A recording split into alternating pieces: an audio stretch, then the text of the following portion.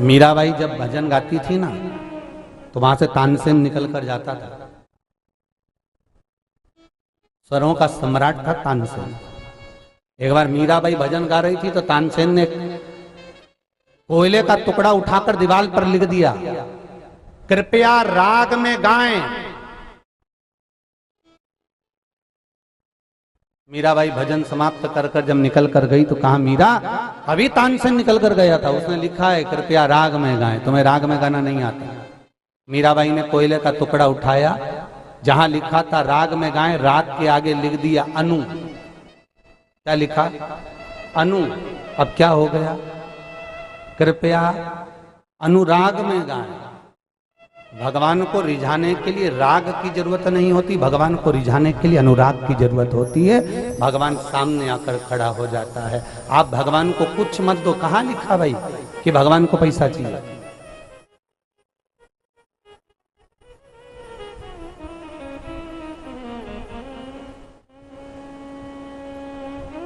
भगवान तो कहते हैं जो मेरे पास में नहीं है वो मुझे दे दे तू, जो मेरे पास में नहीं है वो मुझे देना तू।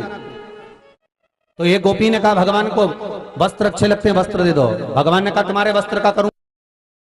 आई थी द्रौपदी को 9,999 साड़ी देकर आया था। दूसरी उंगली उठाई तो नानी बाई का 56 करोड़ का मायरा भर कर आया था। मेरी तो खुद कपड़े की फैक्ट्रियां, मुझे क्या करना तेरे कपड़ों से? तो एक ने कहा भगवान को भोजन अच्छा लगता है, भोजन दे दो। भगवान ने कहा क्या करूं तुम्हारे भोजन का? आधा चावल का दाना झूठा भगोनी में से राख लगा हुआ मांझा हुआ उठाकर खा लिया, 10,000 ब्राह्मण का पेट भर दिया। अगर एक गासा पेट से खा लेता, प्रेम से आरोग लेता, तो पूरी पृथ्वी का पेट भर देता हूं। तो मुझे भोजन की जरूरत है ही नहीं। 56 भोग तुम्हारे पास रखो, कपड़े तुम्हारे पास रखो। तो किसी ने कहा भगवान को हीरा सोना चांदी अंबर पीताम्बर दे दो, भगवान को थोड़ा हीरा रतन दे दो, भगवान को थोड़ा सोना चांदी दे दो। भगवान ने कहा तुम्हारे रतन का करूंगा क्या?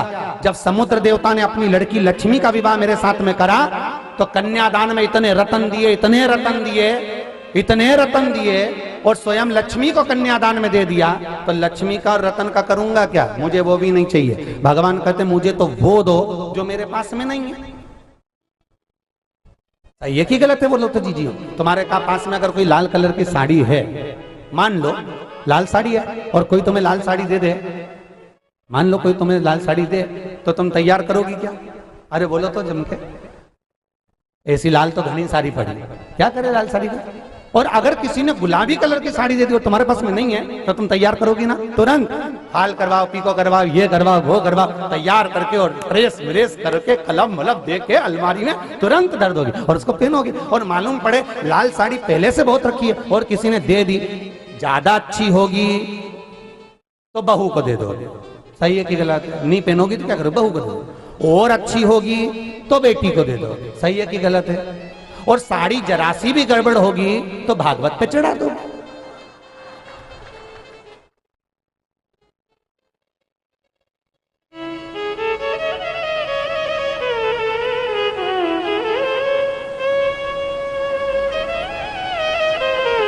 भागवत पे चढ़ा दो।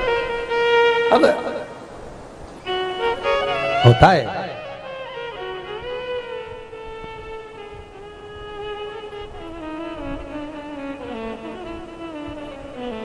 एक व्यक्ति रोज मंदिर जाता था और रोज भगवान के मंदिर जाता और रोज खोटा सिक्का शंकर भगवान को चढ़ा के आता। तो पार्वती जी को एक दिन गुस्सा आ गया। पार्वती जी ने भोलेनाथ जी का क्या मूर्ख आदमी है, रोज रोज मंदिर आता है और खोटा सिक्का चढ़ा के जाता है। जो सिक्का कहीं नहीं चढ़े वो यहाँ चढ़ा के चले जाए। लोगों की आदत रहती है आरती में वही पैसा चढ़ाते हैं जो कहीं नहीं चढ़ता। उन्होंने कहा कौन देखे? चढ़ा दो।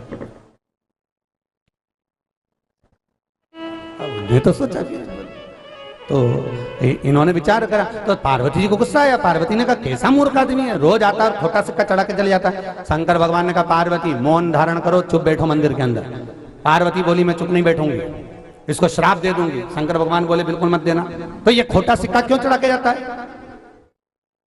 सारे मंदिर में जाता है, सारे देवताओं के मंदिर जाता है, वहां पर सब दूर अच्छा चढ़ाता है, और शंकर जी के मंदिर में आए ना खोटा चढ़ा के जाए। शंकर भगवान बोले पार्वती उसको मालूम है जो कहीं नहीं चले वो मेरे पास चले।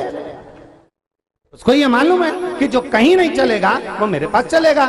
इसलिए शंकर भगवान कहते हैं मेरे पास चढ़ा के जाता है। तो शंकर भगवान को मालूम है दुनिया में जो कोई नहीं कर सकता वो देव अधिदेव महादेव कर सकता।